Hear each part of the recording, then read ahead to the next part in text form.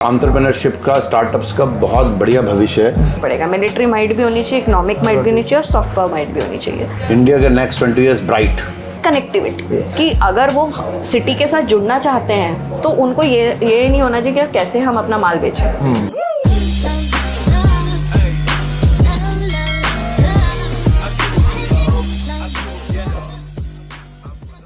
30% जो MSME हैं वो 40% जॉब जनरेट भी कर रहे हैं। इम्पोर्टेंट है कि हमारी देश की इकोनॉमी जॉब सीकर्स की जगह जॉब गिवर्स की तरफ आगे बढ़ रही है। इसके बीच हमने देखा एक टफ टाइम आया कोविड का।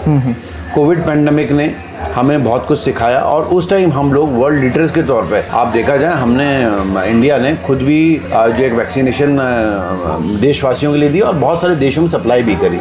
तो उस टाइम पूरी इंडस्ट्री को एक ये था कि लॉकडाउन हो गया, अब कैसे सर्वाइव करेगा। लेकिन मेक इन इंडिया के साथ, गो वोकल फॉर लोकल के साथ हमारे जो प्रधानमंत्री जी ने जो नारा दिया और एक स्टेबिलिटी आई MSME वर्ग में और एक बहुत बड़ा राहत पैकेज भी 2 बार अनाउंस हुआ क्योंकि 2 वेव्स आई कोविड की लगातार। तो कहीं ना कहीं ये देखा गया कि MSME ही इस देश को आगे ले जा रहा है, आगे ले जाने वाले जो कैटलाइजर के रूप में आगे ले जा रहा है और लगातार काम कर रहा है MSME वर्ग। तो उसको एक बहुत बड़ा सपोर्ट मिला और MSME ने उस वक्त मैन्युफैक्चरिंग से लेकर चार आप एक छोटी सेल वाली बात है। तो आज आप देखेंगे भोपाल, मध्य प्रदेश, पूरा भारत डिजिटल हो गया और डिजिटल भारत के रूप में आगे बढ़ रहा है। तो उस वक्त जो एक आह्वान हुआ गो वोकल फॉर लोकल या मेक इन इंडिया कंसेप्ट, तो MSME ने उस पर काम किया और लगातार देश की ग्रोथ में आगे बढ़ा। आज जो हम एक संकल्प ले रहे हैं 5 ट्रिलियन इकोनॉमी का और 2047 में विकसित भारत का, तो कहीं ना कहीं वो लक्ष्य MSME के संकल्प पे ही आधारित होगा। और ये जो MSME वर्ग है, मतलब micro small and medium enterprises, ये एक छोटी दुकान से लेकर एक बड़े इंडस्ट्रियलिस्ट तक इसमें शामिल होते हैं। तो कहीं ना कहीं ये जॉब गिवर्स भी हो रहा है, एम्प्लॉयमेंट भी जनरेट कर रहा है और देश की इकोनॉमी को भी बूस्ट कर रहा है। गवर्नमेंट मतलब अगर मैं कुछ साल पहले की बात करूं तो अगर आपने वो मूवी देखी होगी गुरु, तो जिस तरीके से लाइसेंस राज था और फिर धीरे धीरे हम इवॉल्व हुए, हम कैपिटलिस्ट की तरफ जाने लगे, बट हमारा सोशलिस्ट प्लस कैपिटलिस्ट दोनों इकोनॉमीज हैं, राइट? तो which is best of 2 worlds, मुझे ऐसा लगता है।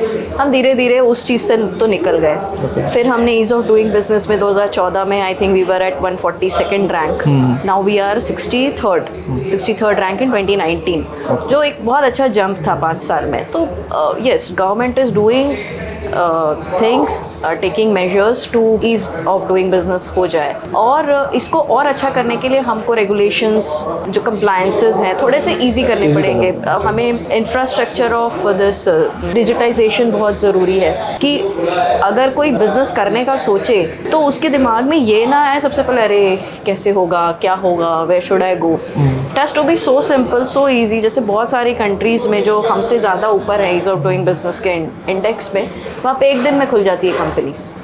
We have to be that easy कि एंटरप्रेन्योर्स कंप्लायंसेस और इन सब में ना रह के अपने बिजनेस की तरफ ध्यान दे पाए। सो आई थिंक ये बहुत ज़रूरी स्टेप है कि हमें आगे। Compliances are not clear to everyone. Like जो अभी प्राइवेट लिमिटेड चेंज कराते हैं, अपना कन्वर्ट होते हैं उसमें, तो they are not well, they have to take help from CA to understand. मुझे तो मतलब सबसे बड़ा फर्स्ट क्वेश्चन जैसे कोई भी आता है, इट्स नॉट जस्ट स्टार्टअप, काफ़ी लोग आते हैं बोलते हैं कौन सा व्हाट शुड बी, अब प्राइवेट लिमिटेड खोले, LLP खोले या क्या करना चाहिए, प्रोप्राइटरी करनी चाहिए। So I have to tell them the difference that why you should open this and why not this, depends on what is your business. तो ऑब्वियसली ये अवेयरनेस तो बहुत ज़रूरी है। देखिए, एक सिनेरियो तो नहीं, बहुत सारे सिनेरियो हैं और मैं तो सैल्यूट करूंगा। हमें थोड़ा सा प्रोएक्टिव होने की ज़रूरत है और देश आज स्टार्टअप्स के साथ, एंटरप्रेन्योर्स के साथ आगे बढ़ रहा है। और स्टार्टअप्स में हम आज देखेंगे, आज एक लीडिंग न्यूज़पेपर में अर्ली मॉर्निंग की न्यूज़ है कि इजराइल जैसे कंट्री ने, इजराइल मतलब हम डिफेंस सेक्टर में हमसे आगे मानते हैं, उस कंट्री ने हमारे स्टार्टअप्स को 10,000 ड्रोन्स का ऑर्डर दिया है। तो जब हमने ये खबर पढ़ी मैंने सुबह, तो मैंने उन सभी स्टार्टअप्स को और एंटरप्रेन्योर्स को सैल्यूट किया। तो बहुत सारे फैक्टर्स हैं। आप देखें कोविड के बाद वर्ल्ड की इकोनॉमी क्रैश हुई है। आउटर कंट्रीज़ में ग्रेट ब्रिटेन हो या अमेरिका हो, जो लीडर्स थे, जो टॉप 5 थे इकोनॉमी में, उनकी इकोनॉमी क्रैश हुई है। आपने जैसे बात की अनएम्प्लॉयमेंट वाली, तो अनएम्प्लॉयमेंट और सारे फैक्टर्स जो वर्ल्ड में ग्लोबली जनरेट हो रहे हैं, उससे हम लोग बेहतर अवस्था में। तो कहीं ना कहीं हमारी जो इकोनॉमी है या जो इकोनॉमी का प्लान है वो बिल्कुल प्रॉपर है और मैं ये मानता हूँ थोड़ा सा प्रोएक्टिव होने की जरूरत है। आज हम लोग मॉडल क्रिएट कर रहे हैं स्टार्टअप्स का, एंटरप्रेन्योर्स का। आप शायद देखेंगे दोनों बजट्स में, यूनियन बजट, स्टेट बजट बहुत इंपॉर्टेंट रहते हैं किसी भी इकोनॉमी को फ्यूचर के लिए, रोड मैप के लिए, विजन के लिए। तो आप देखेंगे कि उसमें पूरा से यूथ के लिए, स्किल्स के लिए, स्किल डेवलपमेंट के लिए पूरा प्रावधान किया गया है। तो मैं ये देख रहा हूँ कि चाहे माननीय प्रधानमंत्री जी हो, चाहे वित्त मंत्री जी, एक पूरा रोड मैप 2047 विकसित भारत के लिए पूरा रोड मैप आपसे स्टार्ट है। और मुझे ऐसा लगता है कि 2030 से पहले भारत 5 ट्रिलियन इकोनॉमी हो जाएगा, वर्ल्ड की टॉप 2 इकोनॉमीज में शामिल हो सकता है। और इसके लिए सबसे बड़ा कारण हमारे पास यूथ। हमें थोड़ा सा प्रोएक्टिव होने की जरूरत है। आज बहुत सारे चैलेंजेस भी हैं, AI आ गया है मार्केट में, बहुत सारे चैलेंजेस हैं। उस चैलेंजेस को हमेशा भारत ने आगे बढ़ के फेस किया है। और मैं ऐसा लगता है कि मुझे अभी जो लीडरशिप चल रही है और जिस हिसाब से विजन है, तो हम लोग विकसित भारत के रोड मैप के साथ जब आगे बढ़ेंगे तो एम्प्लॉयमेंट भी जनरेट होगा। और जो आपने कहा कि क्या फैक्टर्स, तो मुझे लगता है प्रोएक्टिव होकर हम लोग काम करें तो निश्चित रूप से हम लोग वर्ल्ड की ग्रेटेस्ट इकोनॉमी बढ़ जाएंगे। मैंने जैसे बोला ना, डिजिटाइजेशन बहुत ज़रूरी है। अगर हम डिजिटाइजेशन से एक तो स्केलेबिलिटी आएगी, जो हम स्टार्टअप्स में भी बोलते हैं कि अगर आपका टेक स्टार्टअप नहीं है, टेक एनेबल्ड नहीं है, तो आप स्केल अप नहीं हो सकते हो। Same goes with the country also. Until unless it's not digitise, तो हम रूरल को कैसे अपने साथ इंक्लूड कर पाएंगे? दूर दराज के क्षेत्रों को, लोगों को अपने साथ, हम इंक्लूजन की बात करते हैं, तो इंक्लूजन कैसे होगा? इंक्लूसिविटी तो तभी आएगी ना जब हम उनके पास पहुंचे, और पास फिजिकली हम नहीं पहुंच सकते हर जगह। तो has to be good internet connectivity, it has to be मतलब आई थैंक टू जियो कि हमने इस वजह से बहुत लोगों को हम जोड़ पाए हैं। नाउ डेज हाँ, youth, I guess everyone is on Insta, all the youth, most of the youth are on Insta, everyone watches YouTube. किसानों के लिए इतनी हेल्प हो गई कि there are so many YouTube channels. तो मुझे ये लगता है कि internet is a way, technology is a way which is not discriminatory, it can, anyone can afford it, और तभी हम आगे बढ़ पाएंगे।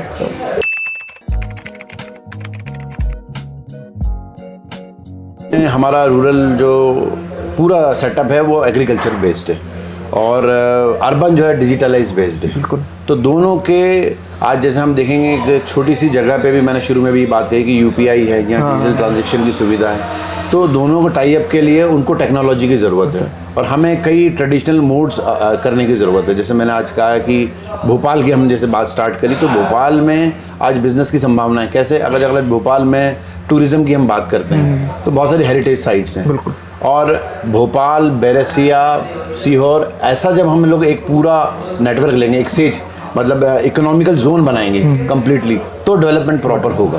तो जैसे आपने कहा था रूरल और अर्बन को लेके कि अर्बन में कुछ अलग पॉसिबिलिटीज़ होती है, रूरल में अलग पॉसिबिलिटीज़ होती हैं, और उनका डिजिटलाइजेशन करके ही हम आगे बढ़ सकते हैं। और एक स्पेशल इकोनॉमिक जोन, मैंने भोपाल का एग्जांपल इसलिए दिया कि जैसे आज भोपाल है, आज टूरिज़्म की अपार संभावना है, और दोनों को अगर जोड़ लेते हैं तो यहाँ बहुत सारी इंडस्ट्रीज आ सकती हैं। बहुत सारा आज जैसे हम लोग हमारा लगातार एक ग्रुप भी है बेस्ट भोपाल एक साथ टीम, तो हम लोगों ने एक भोपाल में स्टेडियम की भी बात करी कि अगर स्टेडियम आता है नेशनल क्रिकेट स्टेडियम, तो एक रेवेन्यू जनरेशन होगा। आप खुद सोच सकते हैं, भी आपने कुछ दिनों पहले देखा होगा इंडिया पाकिस्तान एक मैच था अहमदाबाद में, सारे होटल्स बुक, तो अहमदाबाद की इकोनॉमी को ग्रोथ 15 डेज 1 मंथ के लिए कितना मिल गया।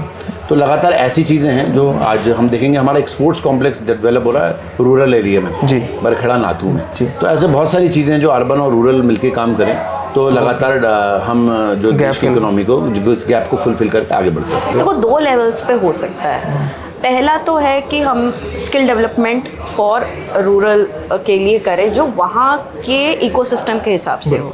Yesterday only I was reading a news in which the most of the youth from rural area, they want to be near their city or their village.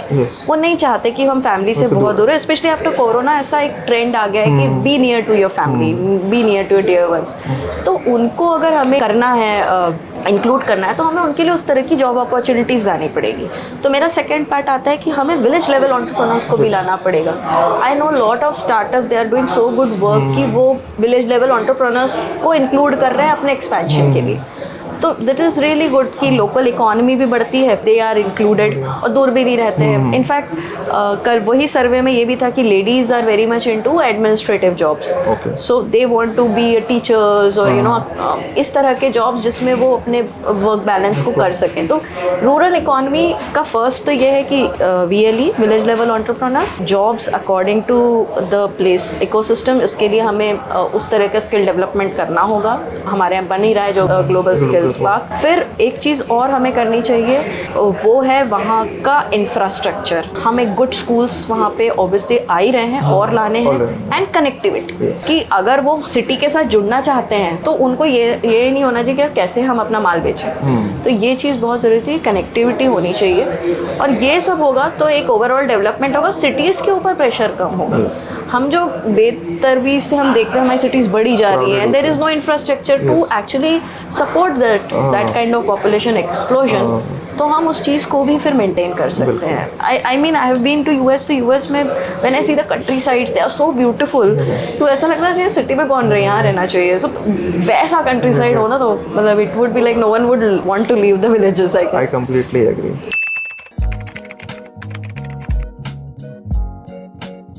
देखिए कि inflation का challenge तो बहुत बड़ा है ना, उसको हम लगातार वो कैसे कंट्रोल हो वो देखेंगे। और मैंने ये देखा, आपसे मैंने बताया कि जैसे वर्ल्ड की बाकी इकोनॉमीज क्रैश हो रही हैं, हम लोग डेवलप कर रहे हैं, जीएसटी जैसी चीज़ आई, उसको एक्सेप्ट किया और वो बहुत बड़ा रेवेन्यू राइजिंग भी हुआ, और साथ में एक ईज़ ऑफ डूइंग बिजनेस को भी आगे बढ़ा।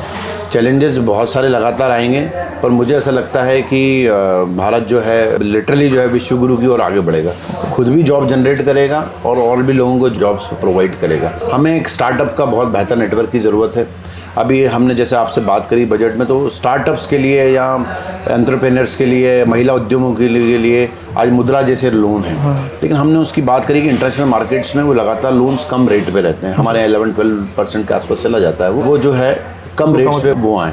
एक नेशनल रिटेल ट्रेड पॉलिसी, क्योंकि मैं बिजनेसमैन हूँ तो मैं उनके पॉइंट ज़्यादा अच्छे ढंग से रख सकता हूँ। हम एक नेशनल रिटेल ट्रेड पॉलिसी की बात कर रहे हैं काफ़ी टाइम से, क्योंकि बहुत सारे चैलेंजेस हैं वर्ल्ड लेवल पर। अगर आपको कंपटीशन में जाना है तो उस हिसाब से आपको काम करना पड़ेगा। तो नेशनल रिटेल ट्रेड पॉलिसी आने से एमएसई वर्ग को बहुत बड़ा सपोर्ट मिलेगा, और एमएसएमई वर्ग जब सपोर्ट आप मिलेगा गवर्नमेंट से तो जॉब भी जनरेट करेगा, देश की इकोनॉमी में भी काम करेगा। और लगातार हम ये देख रहे हैं कि पूरे वर्ल्ड में अभी क्राइसिस है। हमारी इकोनॉमी में सबसे इम्पोर्टेंट चीज़ होना चाहिए नौकरी आधारित। देखिए रोजगार तो बहुत सारी चीज़ें, एक बाहर एक हम देखेंगे तो एक स्ट्रीट वेंडर भी रोजगार करता है, लेकिन नौकरी जनरेट करना बड़ी बात है। एम्प्लॉयमेंट जनरेट के साथ जो फैसले हों, जो विजन में हों, वो पूरे प्रावधान करने चाहिए, और जब ये चीज़ें होंगी तो हम सारे चैलेंजेस को ओवरकम कर लेंगे। और अपॉर्चुनिटी दोनों इंसान ही है। हमारी सबसे ज़्यादा यूथ शक्ति है, we are the youngest nation in the world, पर अगर हमने अभी उसको नहीं बुनाया, उस अपॉर्चुनिटी को यूज़ नहीं किया, तो हम पीछे रह जाएंगे। हम अगर एम्प्लॉयमेंट नहीं जनरेट कर पाए तो क्रिमिनल रेट्स बढ़ेंगे अनएम्प्लॉयमेंट के कारण, और पूरी सोसाइटी का बैलेंस बिगड़ेगा। तो मुझे जो लगता है कि हमें बहुत अपॉर्चुनिटीज़ क्रिएट करनी पड़ेगी यूथ के लिए, जिससे हम उस ऑब्वियसली उस नेक्स्ट लेवल पे पहुंच पाएँ। और इंडिया को एक अलग अपनी पहचान बनानी होगी वर्ल्ड स्टेज में, जहाँ पे हम लोग ऑब्वियसली एक ऐसा सॉफ्ट पावर अपने आप को पोर्ट्रे कर पाएँ, क्योंकि मिलिट्री माइट में हम शायद अभी नहीं होंगे नंबर 1, नहीं हो सकते हैं अभी, इकोनॉमिक माइट में भी नहीं हो सकते हैं, बट जो मुझे लगता है जो हमारी स्ट्रेंथ है वो है हमारी सॉफ्ट पावर, जिस पे हमें बहुत ध्यान देना पड़ेगा। और best example is Korea, south Korea. जिस तरीके से साउथ कोरिया ने अपना कल्चर एक्सपेंशन किया है, हम देखते हैं के पॉप्स एंड ऑल, तो हमें भी उनसे ये चीज़ सीखनी चाहिए, और it is a very good study. और इनफैक्ट हम दूसरों को क्यों देख रहे हैं, हम अपने आप को देखते हैं। इंडिया ने कभी किसी को इन्वेड नहीं किया, और फिर भी हमारा कल्चर हर जगह फैला हुआ है। क्यों फैला है? तो that is the best way to go into a country and make that world presence. वो हमारा चैलेंज है, पर अगर हमने उसको एक एज एन अपॉर्चुनिटी लिया, जैसे हम स्टार्टअप्स में भी बोलते हैं, if there is a problem there is an opportunity, तो हम उसको अपॉर्चुनिटी वे में लें और आगे बढ़ें।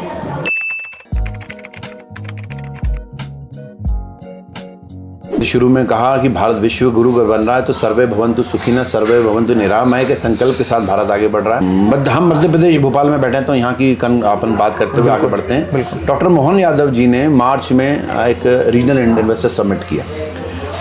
कहीं ना कहीं सबको ये क्लियर हो रहा है कि 5 ट्रिलियन इकोनॉमी के लक्ष्य के साथ हम एमएसएमई के साथ, उद्योग वर्ग के साथ, मैन्युफैक्चरिंग के साथ, स्टार्टअप्स के साथ, एंटरप्रेन्योर्स के साथ ही आगे बढ़ सकते हैं। उससे पहले उन्होंने मुंबई जाके, मतलब उतना होमवर्क देखिए उन्होंने, पहले से वो मुंबई जाके सारे इन्वेस्टर्स से बात करी। और इस बार समिट का तरीका अलग है, रीजनल समिट हो रहे हैं। जबलपुर संस्कार धानी से शुरू हुआ है, रीवा में हो रहा है, ग्वालियर में हो रहा है, आज जैसे हमने अखबारों में पढ़ा मुख्यमंत्री जी हैदराबाद का, आज बैंगलोर में पूरा स्टार्टअप्स का मॉडल समझने गए हैं, वहाँ के इन्वेस्टर्स को बुलाने गए हैं, आकर्षित करने गए हैं कि मध्य प्रदेश में, भोपाल में अपार संभावना है। इसके बाद हम लोग भोपाल में, आप लोग भी तैयारी करिएगा क्योंकि आप लोग भी सब युवा हैं, और भोपाल में फैब 6th और 7th या फैब फर्स्ट वीक में 2025 में ग्लोबल इन्वेस्टर समिट है। तो जिस हिसाब से आज देश का इकोनॉमिक मॉडल तैयार हो रहा है, सारे इन्वेस्टर समिट हो रहे हैं, और सबसे बड़ी बात है 15 कंट्रीज का डेलीगेशन आ चुके हैं। 17,000 करोड़ से ज़्यादा निवेश के प्रस्ताव है, और मैं देख रहा हूँ कि उसमें सारी चीज़ों के साथ साथ डिफेंस के भी बहुत सारे प्रस्ताव हैं कि डिफेंस की इंडस्ट्रियाँ मध्य प्रदेश में, भोपाल में, उसके आसपास हो रही है, और बड़े बड़े इंडस्ट्रियल कॉरिडोर बन रहे हैं। 6 इंडस्ट्रियल कॉरिडोर की प्रस्ताव है। तो ये सब जो विजन है, ये विजन दिखा रहा है कि देश, भोपाल, मध्य प्रदेश लगातार जो है आगे बढ़ रहा है, और स्टार्टअप्स का, एंटरप्रेन्योर्स का सबसे बड़ा जो है हम लोग लगातार देख रहे हैं, सबसे बड़ा जो है हब अगर कहीं वर्ल्ड में बनने वाला तो यहाँ है। और इसका कारण है हमारे यूथ, हमारे पास यूथ है, और लगातार यूथ पर, स्किल मैनेजमेंट पे लगातार गवर्नमेंट काम कर रही है, और वो बिल्कुल क्लियर है उनका विजन। फिर मुझे ऐसा लगता है कि इन्वेस्टर समिट के आसपास फिर बात करेंगे फैब में, क्योंकि हम लोग होस्ट हैं, हम सबकी जिम्मेदारी है। पूरी दुनिया से यहाँ पे इन्वेस्टर आएगा, तो भोपाल का, मध्य प्रदेश का मॉडल प्रस्तुत करना हमारी जिम्मेदारी है। तो मैं बहुत आशान्वित हूँ कि भारत जो भी स्टेप्स ले रहा है, वो 5 ट्रिलियन इकोनॉमी तो हम बहुत जल्दी अचीव करेंगे। वर्ल्ड की टॉप 2 इकोनॉमीज़ में मुझे ऐसा लगता है बहुत जल्दी हम शामिल होंगे, और विकसित भारत का जो रोड मैप है वो 2047 से पहले हम लोग अचीव करेंगे। Okay, I am like really commendable job the government has done on Make in India, Skill India, startup का जो पूरा हुआ है। We have almost 1.5 lakh 1.25 lakh DPIIT registered startups। उसके अलावा भी startups हैं जो DPIIT नहीं है, लेकिन आप सोचो कि स्टार्टअप्स के कारण एक तो जॉब जनरेशन काफ़ी हुई है, फिर there are so many good schemes that is happening.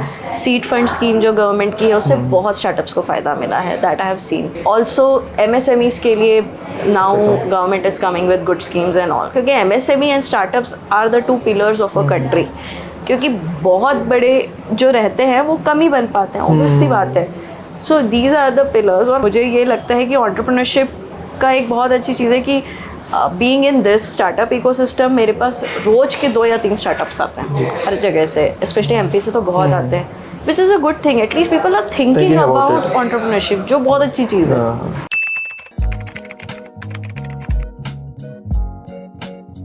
India के नेक्स्ट 20 ईयर्स ब्राइट, एक जो अगर हमें एक वर्ड में करेंगे तो ब्राइट।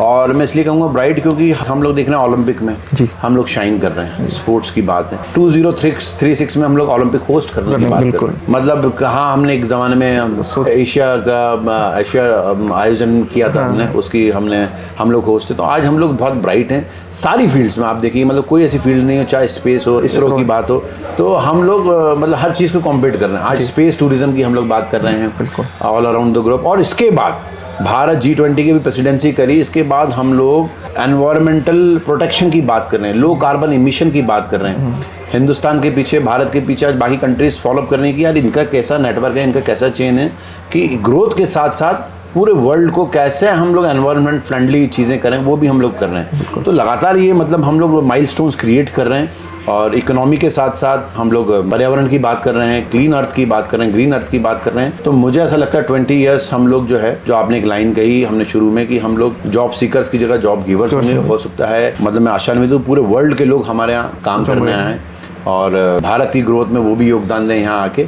और स्टार्टअप्स का नेटवर्क, एंटरप्रेन्योर्स का नेटवर्क सब बहुत ब्राइट दिख रहा है। और मुझे ऐसा लगता है कि 5 ट्रिलियन इकोनॉमी के साथ साथ हम लोग जो एक विश्व गुरु की बात कर रहे हैं कि आज भारत का आध्यात्म, आज हम देखेंगे भारत के आध्यात्म को भी देख के लोग आ रहे हैं। बिल्कुल। और रिलीजियस टूरिज्म भी यहाँ बढ़ा है। तो कहीं ना कहीं ये देख रहे हैं कि सबसे पुरानी सभ्यता वाला देश है, तो कहीं ना कहीं पूरे वर्ल्ड को लीड करते हुए सर्वे भवन्तु सुखिनः मैंने कहा, और भारत खुद अखंड भारत के लक्ष्य और आगे बढ़ रहा है। तो निश्चित रूप से भारत का फ्यूचर ब्राइट है, और भारत विश्व गुरु बन के इस पूरे दुनिया को लीड करेगा और पूरी दुनिया को एक रूपता के सूत्र में पिरोएगा। बिल्कुल। मैं सर, जैसे आप होपफुल है, मैं भी होपफुल हूँ, और मुझे ऐसा लगता है कि सर इंडिया का जो टूरिज्म है, नेचुरल टूरिज्म बहुत ज़्यादा है, और उसको बहुत ज़्यादा ग्रो करना चाहिए। क्योंकि टूरिज्म ऐसी चीज़ है कि वहाँ पे कम स्किल वाले लोग को भी रोजगार मिलता है। जैसे आपने अयोध्या देखा होगा, तो वहाँ पे कितनी, जैसे आपने अहमदाबाद की बात करी थी, जैसे इंडिया पाकिस्तान का, वहाँ पे लोकल वेंडर्स को कितना ज़्यादा बूस्ट मिलता है इकोनॉमी में, तो बहुत बड़ी बात होती है। और आपसे बहुत अच्छा लगा सर बात करके, और आपके जो इंसाइट्स थे, मुझे मालूम, मैंने आपको बहुत फॉलो किया है फेसबुक वगैरह, तो मुझे मालूम था आप परफेक्ट कैंडिडेट हैं इस इंटरव्यू के लिए। Thanks for your time. Thank you. अब जैसे हम शेयर करेंगे वीडियो, जी आपको शेयर करेंगे। जय हिंद, जय Bharat. Thank you for calling. आपको भी all the best. Thank you so much sir. Theme जो चल रही है सीरीज इंडियाज़ नेक्स्ट 20 ईयर्स, तो हमारा लास्ट क्वेश्चन वही होता है कि हाउ डू यू सी कि what will be India's next 20 years will look like? It will be India's time, we will, मतलब भारत का ही टाइम है, उसमें कोई दो राय नहीं है। हमें जियोपॉलिटिकल सिनेरियो में जो मैं देखती हूँ, India has an excellent foreign policy, और हमें उस स्टैंड को और स्ट्रॉन्ग करना चाहिए। जैसे होता है ना कि हमारे दो मित्र लड़ रहे हैं, तो हमें उनको समझाना है कि मत लड़ो, आग में घी का काम नहीं करना है, which India has done really good in that way कि हमने रशिया यूक्रेन के वॉर हो गया या ईरान और इजराइल का वॉर हो गया, ऑल हमने बहुत अच्छा रोल प्ले किया है जियोपॉलिटिक्स में, and also saving our interest. तो इंडिया का जियोपॉलिटिकल तो बहुत अच्छा है, और उस वजह से एज आई सेड ना, सॉफ्ट पावर हमारा और बढ़ता जाएगा, हमारा वर्चस्व बढ़ेगा। और सुपर पावर जैसा कोई थिंग, मुझे ऐसा लगता है कि it's a very temporary thing कि फर्स्ट हो रहा है, फिर कोई सेकेंड हो रहा है, फिर कोई थर्ड हो रहा है, बट हमको अपने आप को इंडिस्पेंसिबल करना है कि विदाउट इंडिया हमें सोल होना है। We should become the soul of the world, कि हमारे बिना काम न चले। हम अगर वो बन जाएंगे ना, क्योंकि वी शुड बी रिप्लेसेबल। अगर मिलिट्री पावर है तो कोई आपको रिप्लेस कर सकता है, आप इकोनॉमिक पावर हो तो भी आपको कोई रिप्लेस कर सकता है, बट अगर आप सोल हो तो आपको कोई रिप्लेस नहीं कर पाएगा। इट्स लाइक दैट, और हमें वो ऐसा करना पड़ेगा, बिकॉज हम जिस तरीके से घिरे हुए हैं, हमारे जो नेबर स्टेट्स हैं, नेबर नेशंस हैं, सो वी हैव टू, हमारी सॉवरेनिटी बनी रहे, हमारी डेमोक्रेसी बनी रहे, तो उसके लिए हमें स्ट्रॉन्ग तो बनना ही पड़ेगा। मिलिट्री माइट भी होनी चाहिए, इकोनॉमिक माइट भी होनी चाहिए, और सॉफ्ट पावर माइट भी होनी चाहिए। और जिस तरीके से हम आईटी में अपना रोल प्ले किया है, और अब be it clean energy, sustainability, इन सब में हम कर रहे हैं काम। आगे चल के India should become a startup power also. Space tech में हमने अब काम शुरू कर दिया है, privatisation of space tech has happened, so soon in next 20 years हम स्पेस पे भी रूल करेंगे। I think that India is good, we have good talented youngsters like you doing good for India, and India आगे बढ़ेगा, क्यों नहीं बढ़ेगा? भारत को आगे बढ़ना ही है। Yes, we are also hopeful. To it. We are also hopeful about it. Yes, definitely.